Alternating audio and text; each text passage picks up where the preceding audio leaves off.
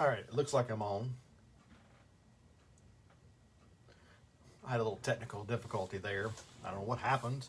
Took me a few minutes to get that straightened out. So I'm also watching myself over here, and I'm delayed, which is kind of funny. So just wanted to make sure I'm on right. Hey, it's good to see you guys this evening, and sorry we've moved inside again. Seemed like it's been a while since we've been together, and I was just thinking, and again, I went up to church today, and I just realized that the last time that we've been into the church building would have been the last Wednesday we had Bible study, because the table's still sitting out in the in the sanctuary. So seems this weather is keeping us from being together for a little bit, and tonight was the same. So I thought we would just call it and do it from wherever you are. And again, we don't know what this Sunday's going to be like either. It looks like that it's turning to be something possible this coming Sunday. So we'll just take a little bit of time though together and study some of God's Word as we're still looking into the book of Genesis, and we should be here in chapter 25 this evening. And so before we do that, let's have a word of prayer. God, we give you thanks for our evening together. Even though we're not able to be with one another in person, we can still enjoy time together as we do it virtually. We've gotten used to it. It's been, it'll soon, within a month, it's going to be a year that we've been doing this. And so we want to just be mindful of that as we are learning, as we're creating new experiences, but that we're still being able to study, we're able to worship, and we're able to do the things you call us to do, albeit just a little different from the way we've normally done it. So God, we just ask you to be with us this evening together as we're studying your word, looking in the book of Genesis, and we pray that we can learn something from it, or at least learn from the book of Genesis. And we ask this in the name of Christ. Amen. So hopefully you guys are enjoying the warmth of your home, and we can enjoy just a little time together, maybe about 30 minutes or so. We'll spend some time with one another. So we're in this selection of Genesis together. Abraham's test. Abraham has his wife has passed away, Sarah, and we've had the birth of Isaac. We've also had Isaac. We've gotten him married to Rebecca, and we know that story. And then so tonight we begin in chapter 25, and actually it begins with the death of Abraham. Starting in verse 1 in chapter 25, Abraham married another wife whose name was Keturah, and she gave birth to Zimram, Jokshan, Midian, Ishbak, and Shua. So he had, six more children after the death of Sarah with his new wife. Jokshan was the father of Sheba and Dedan. Dedan's descendants were the Ashurites, Letushites, and Lemuites. Midian's sons were Ephath, Epher, Hancock, Adiah, and Eldiah, and they were descendants of Abraham through Keturah. Abraham gave everything he owned to his son Isaac, who was his firstborn through Sarah. And before he died, he gave gifts to the sons of his concubines and sent them off to the land in the east away from Isaac. So he sort of moved them away, and Isaac is going to sort of reign or hold on to the territories that were established there by Abraham, this particular country that he has kind of gotten himself into. And in verse 7, we see that Abraham dies. Abraham lived for about 175 years, it tells us. And he died of a ripe old age. Yeah, 175 would be a ripe old age, would it not?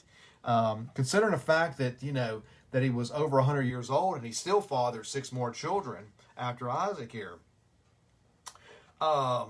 He breathed his last and joined his ancestors in death. his sons Isaac and Ishmael, buried him in the cave of Machpelah near Mamre in the field of Zephron, son of Zohar the Hittite. The field was the field Abraham had purchased from the Hittites, where he was buried with his wife Sarah. After Abraham's death, God blessed his son Isaac, who settled near the Negev. It's interesting to see that Isaac and Ishmael in this story do come back together to bury Abraham, which sort of relates to us or gives us the idea that there was a good relationship there between Ishmael and Abraham. I mean, he did care for him for a long time, and so he's there to be with him when he's buried. So we want to be mindful of that. Then in so Abraham's no longer with us now. Abraham went through all that history with God, moving from place to place, being told that he was going to be the father of many nations. Just think of the stars in the sky, the sands of the sea, and he couldn't count those. And so here's going to be part of that lineage is going to start coming down through them. So Ishmael, though, is listed in the accounts in Old Testament. If we look in chapter 25, verse 12, it does say this is the account of the family of Ishmael, the son of Abraham through Hagar, Sarah's Egyptian servant. And then there's this list of names and clans of Ishmael's descendants. The oldest was Nebaioth, followed by Kedar, Adbeel, Midsam, Mishma, Duma, Massa, Hadad, Tema, Jetur, Naphish, and Kedemah. These 12 sons, and it's interesting, isn't it, that Ishmael has 12 sons. How many does Isaac have? Jacob's going to have the 12 sons, not Isaac. But it's interesting, there's still that correlation between these 12 that sort of become the tribes, in a sense, of the new lands that he's going to settle in. These 12 sons of Ishmael became the founders of 12 tribes named after them, listed according to the places they settled and camped. Ishmael lived for 137 years. If he's 137, then it meant that Isaac would be 120, because there were 17 years difference between the two. Then he breathed his last and joined his ancestors in death. Ishmael's descendants occupied the region from Havilah to Shir, which is the east of Egypt, in the direction of Asher. And they lived in open hostility toward all their relatives. And we can still see some of that in play today as we think about that. So we're kind of done with Ishmael. We're done with Abraham. We're moving now to the son of Abraham, who is Isaac. And we're going to see how that lineage continues to move forward here now.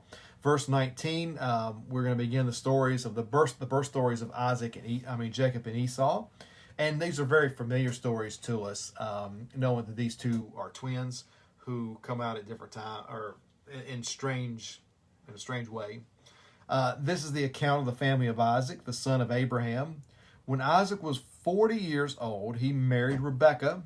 And remember, we saw that story of him when he met Rebekah, as Abraham's servant went out and found her and brought her back. And Rebekah was the daughter of Bethuel the Aramean from Padan Aram, and the sister of Laban the Aramean. Isaac pleaded with the Lord on behalf of his wife because she was unable to have children.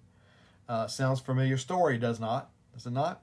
The Lord answered Isaac's prayer, and Rebekah became pregnant with twins.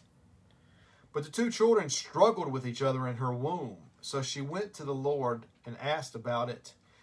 "Why is this happening to me?" she asked. I guess she could feel the rumblings within her belly of these two who were battling with one another in the midst of the womb. And it's sort of a funny little story there, isn't it? And the Lord told her that the sons in your womb will become two nations, and from the very beginning the two nations will be rivals. One nation will be stronger than the other, and your older son will serve the younger son. Sort of sounds strange, doesn't it? But we're going to find out how that takes place in a little while.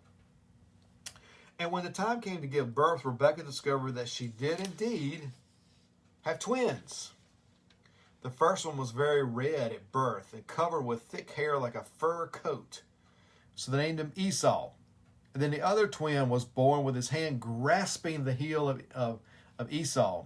And so they named him Jacob.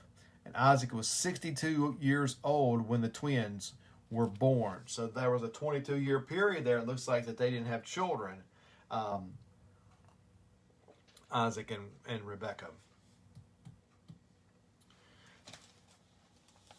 But it's kind of funny to hear the story. This red, hairy little baby comes out, and holding on to him is the other brother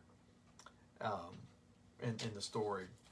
But it talks about that, and so when they have this revelation about the older servant and the younger, the older would be Esau, who came out first, and Jacob would be the youngest, even though they were just barely. Esau's was barely older than Jacob, isn't he?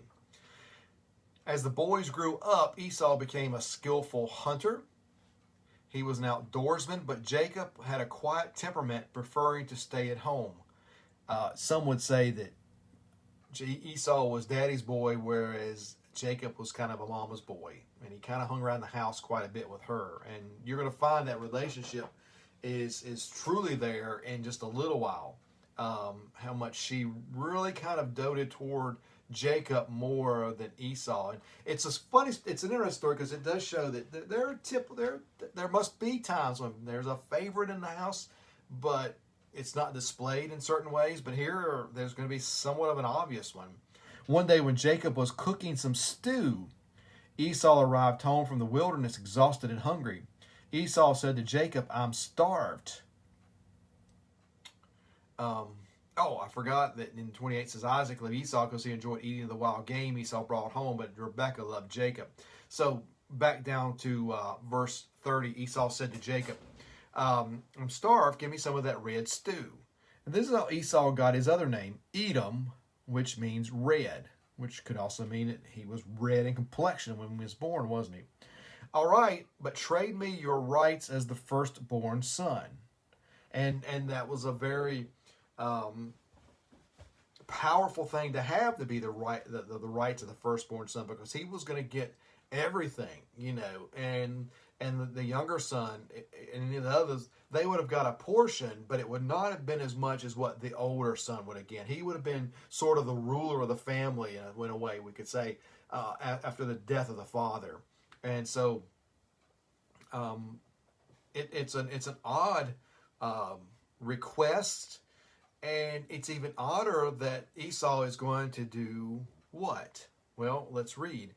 He says, "Look, I'm dying of starvation," said Esau. "What good is my birthright to me now? I mean, if I'm dead, it doesn't matter anyway. You'll get it."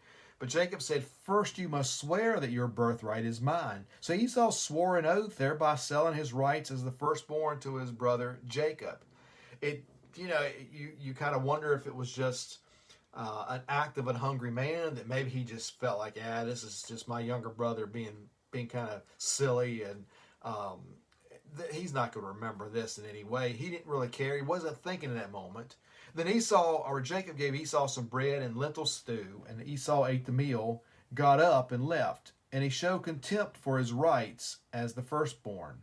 In a sense, saying that, he kind of flippantly just gave away his birthright just for a bowl of soup, as if it was not that important. And it is important. At least it's going to create controversy between these two brothers from now on. And so we have to be mindful of that as we think about it. Chapter 26 is kind of interesting because it starts with a little story that sort of is reminiscent of what Abraham did twice when it came to his wife Sarah, and he went and met with, the first time the Pharaoh, and the second time King Abimelech. Well, there's another Abimelech here, or the same one. It says, "A severe famine now struck the land, as had happened before in Abraham's time. So Isaac moved to Gerar, where Abimelech, king of the Philistines, lived. The Lord appeared to Isaac and said, 'Do not go down to Egypt, but do as I tell you. Live here as a foreigner in this land, and I will be with you and will bless you. I hereby confirm that I will give all these lands to you and your descendants, just as I solemnly promised Abraham your father. I will cause your descendants to become as numerous as the stars of the sky, and will give them all of these lands. Now that is reminiscent of what he had promised to Abraham, wasn't it? That all this territory, this land, would be given to this multitude of descendants that will come after him as they begin to inhabit this particular territory that they find themselves moving into, that God is telling them to go to. He says, I will do this because Abraham listened to me and obeyed all my requirements, commands, decrees, and instructions. So Isaac stayed in Gerar. When the men who lived there asked Isaac about his wife Rebekah, he said, she is my sister. Remember earlier on when Abraham did that? And what happened? Pharaoh and his folks got, what was it, boils or some sort of disease, and Pharaoh kind of kicked them out after a while. And then later he did it to Abimelech, who was king at that time, another one, and God kind of confronted him in a dream, almost blaming Abimelech when, Abraham had done it. Well, look at what Isaac has just done here. She is my sister, because he was afraid to say she was my wife, because he thought they'll kill him to get to her because she's so beautiful. But sometime later, Abimelech, king of the Philistines, looked out his window and saw Isaac caressing Rebekah. I guess not in a way that a brother would would do. So it's pretty obvious in that moment. Immediately, Abimelech called for Isaac and explained, she's obviously your wife. Why did you say she was your sister? He said, because I was afraid someone would kill me to get her from me. It's kind of messed up again, isn't it? These two. How could you do this to us? Abimelech exclaimed. One of my people might easily have taken your wife and slept with her, and you would have made us guilty of great sin, all because of his lie. It's sort of a strange way to think that they would be punished for doing something that they didn't know was wrong because they were lied to about it in an instant. But we've seen it before, how God is protecting his people. And so, Abimelech has a great bit of contempt for him in this moment, because it could be that he's heard before of this happening. And so, he didn't want that sin put upon them. Then Abimelech issued a public proclamation that anyone touches this man or his wife will be put to death. So Abimelech sort of put his hand of protection over top of them as they're going to be in this particular area. And so they're sort of no longer marked for death, we might say.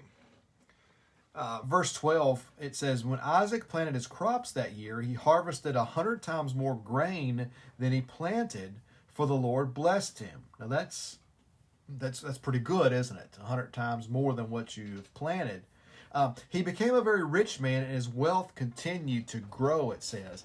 And it's almost kind of like Abraham, isn't it? Abraham was very blessed with what he had. And God blessed him and caused him to continue to increase in the things that he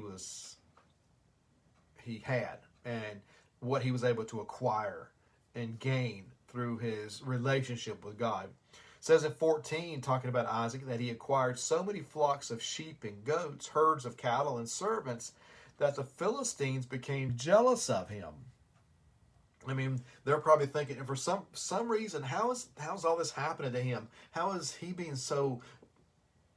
How's he just getting all of these things? And he's in our land. He's moved into here. So in verse 15, so the Philistines filled up all of Isaac's wells with dirt, and these were the wells that had been dug by the servants of his father Abraham. Finally, Abimelech ordered Isaac to leave the country and go somewhere else, for you have become too powerful for us. That power can be very fearful in that time, because all of a sudden Isaac can become the one that people are attracted to and are looking to for direction and guidance, and maybe even some leadership. And so he's asked to leave. So Isaac moved away from the Gerar Valley where he set up their tents and settled down. He reopened the wells his father had dug, which the Philistines had filled in after Abraham's death. Isaac also restored the names Abraham had given them. Isaac's servants also dug in the Gerar Valley and discovered a well of fresh water. But then the shepherds from Gerar came and claimed the spring. That would be his sheep, but it'd be sheep from, I guess, Abimelech's kingdom. They said, "This is our water," and they argued over it with Isaac's herdsmen. So Isaac named the well Esek, which means argument. Don't you like how things, when they're named after some, to describe something that's happened in that particular point in time, that area that they're in, or whatever place they are. And this has that name of argument, Esek. Isaac's men then dug another well, but again there was a dispute over it.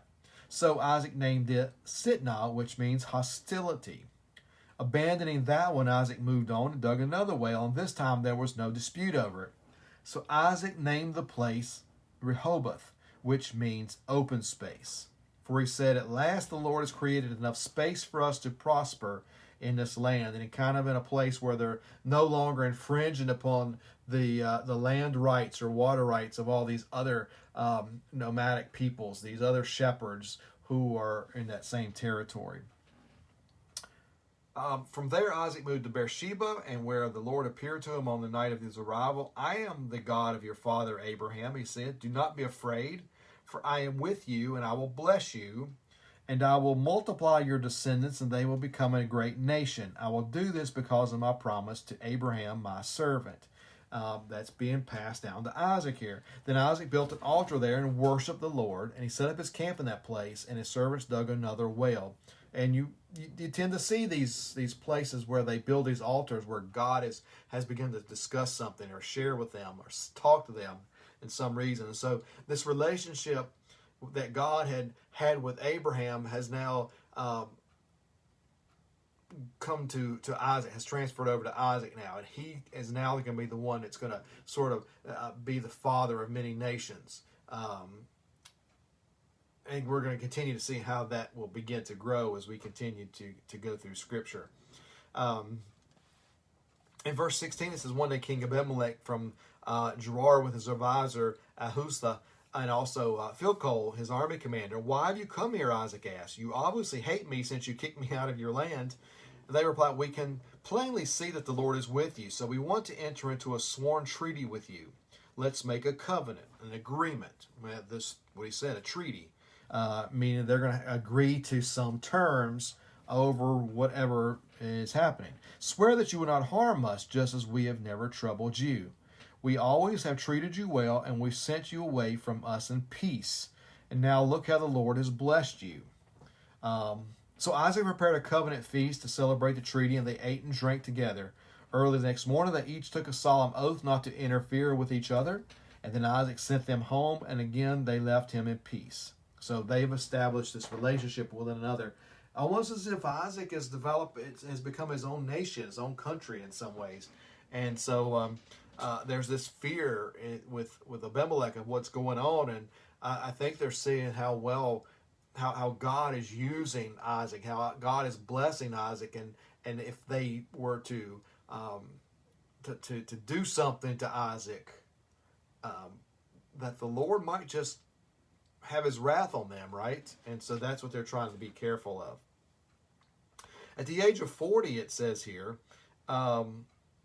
Esau married 2 Hittite wives, Judith, the daughter of Beri, and Basemath, the daughter of Elon. But Esau's wives made life miserable for Isaac and Rebekah. That doesn't sound too good, does it?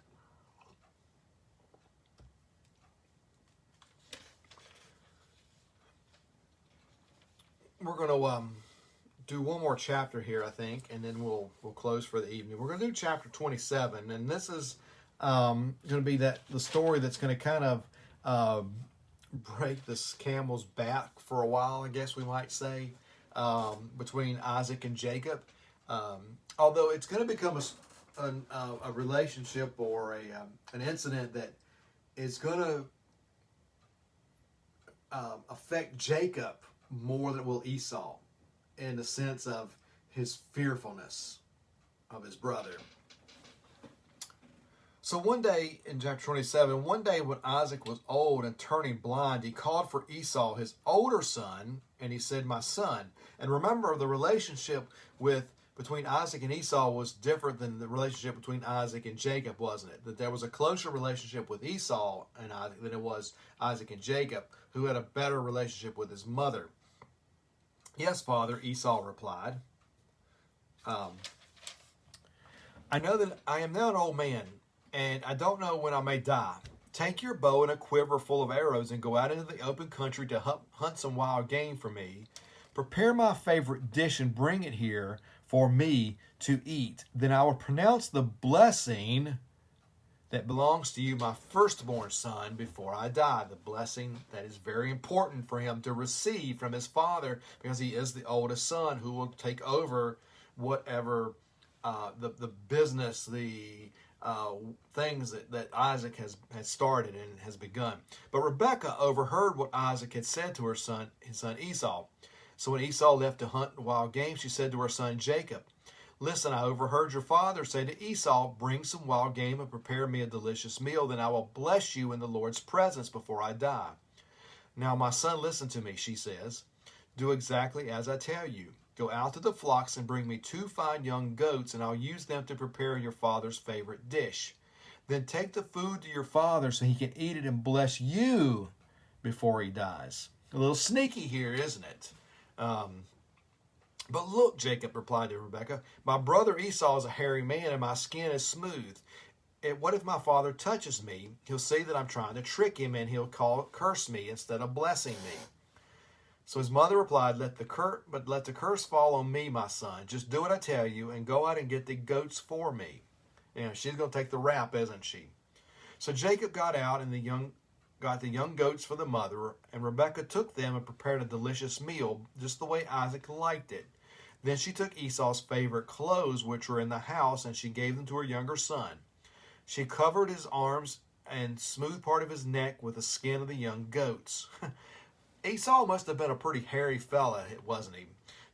For her to be able to use goat skins and the hair on it to mimic or to make Jacob feel like Esau. And then she gave Jacob the delicious meal, including freshly baked bread. So Jacob took it to his father, and he said, "My father." "Yes, my son. Who are you, Esau or Jacob?" So Jacob said, "It's Esau." Little liar. "You firstborn son, I've done just as you told me. Here is the wild game. Now sit up and eat so you can give me your blessing." "How did you find it so quickly?" "The Lord your God put it in my path," said Jacob. You would think that the wild game would taste a little different from goat, though, wouldn't you?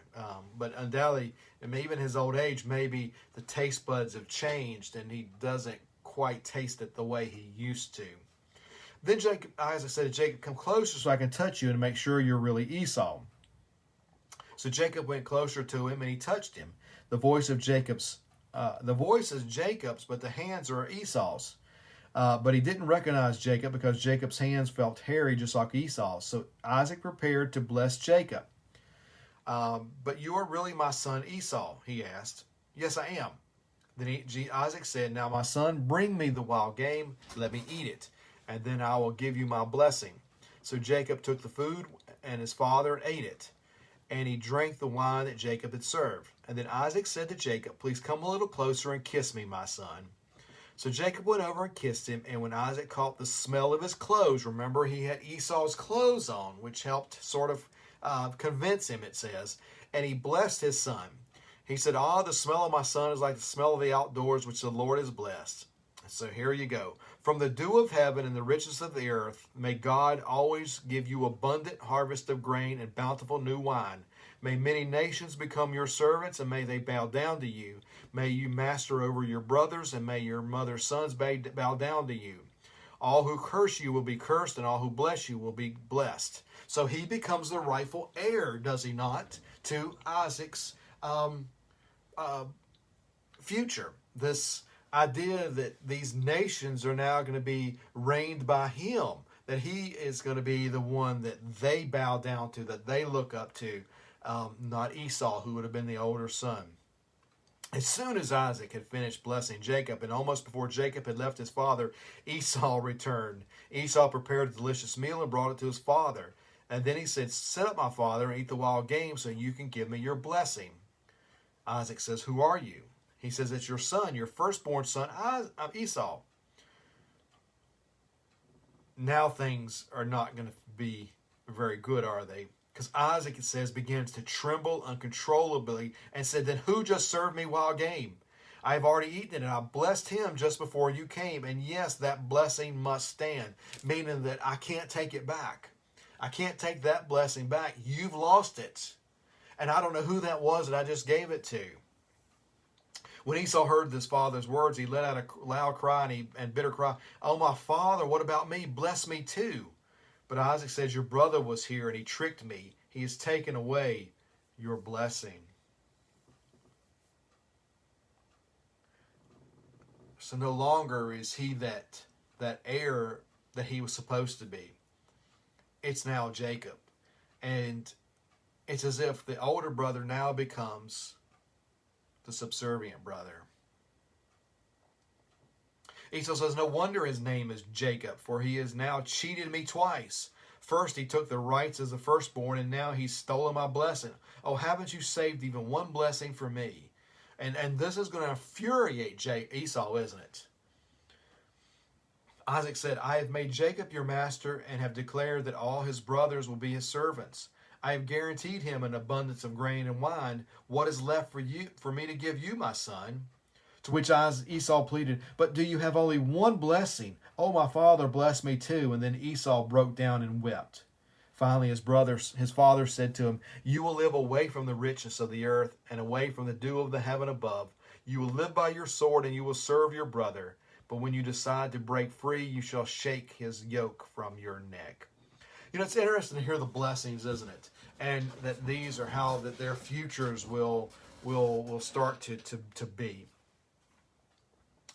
Which does give the idea that Esau is going to still be sort of this warrior, this aggressive, sort of a manly kind of person, and it's not that he's not going to have an abundance of things, because we're going to see that later, that he is fairly well off, but that he's really going to have to work a little harder in what he does, and so, but he still is given this somewhat of a blessing from Jacob. I mean, from Isaac, but it still doesn't have that same sort of punch that what has been given to Jacob,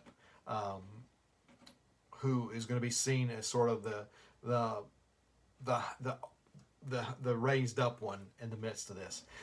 In verse 41, from that time on, Esau hated Jacob because of their father. Their father had given Jacob the blessing, and Esau began to scheme, "I will soon be mourning my father's death, and then I will kill my brother Jacob." He's going to let it brew and fester until Isaac has passed on, because he doesn't want to do it while Isaac's still living. You know, he's going to wait till afterward. But Rebekah heard about Esau's plans, and so she sent for Jacob and told him, "Listen, Esau is consoling himself by plotting to kill you. So listen carefully." And she really knows how to get into the head of Jacob, doesn't she? "Get ready and flee to my brother Laban in Haran. Stay there with him until your brother cools off. And when he calms down and forgets what you have done to him, I will send for you to come back. Why should I lose both of you in one day?" And then Rebekah said to Isaac, "I'm sick and I'm tired of these local Hittite women. I would rather die than see Jacob marry one of them." And so that's sort of how this is going to begin to go. Now 28 continues into this, but I'm going to stop there for the evening. So we've seen a lot happen in the midst of this, with Isaac having children, and now find out these children are sort of are going to be kind of like that for a while. Especially since we realize that, as Esau said, he's been lied to twice, and in both instances has caused him to lose something in the midst of it. And so he's frustrated, he's angry at Jacob, and that's how we're going to leave it for a little bit. Jacob is going to move. He's going to live with his brother Laban. We know that's going to go after a little while. And then eventually, over the next week or so, we'll see the relationship between Esau and Jacob sort of have its culmination in a way that is somewhat unexpected, at least to Jacob. And all. So that continues our story of this movement towards the people of God. As we've seen Abraham, now we're into Isaac, and now we're moving into Jacob, and we know that trifecta of individuals is what sort of begins our history of God's people, and so we'll continue to just sort of look into them a little bit later. And so since we're doing this this way, we may just go ahead and do another live stream next week and continue in our story, so we can get through Genesis for a little bit. If we just do it every other week, it's going to start to take a while.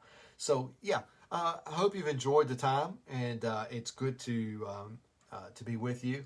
And I don't know what the weather's going to be like, but I just pray that you'll be safe, and we look forward to being able to see each other once again. Blessings to you on this evening together. Goodbye.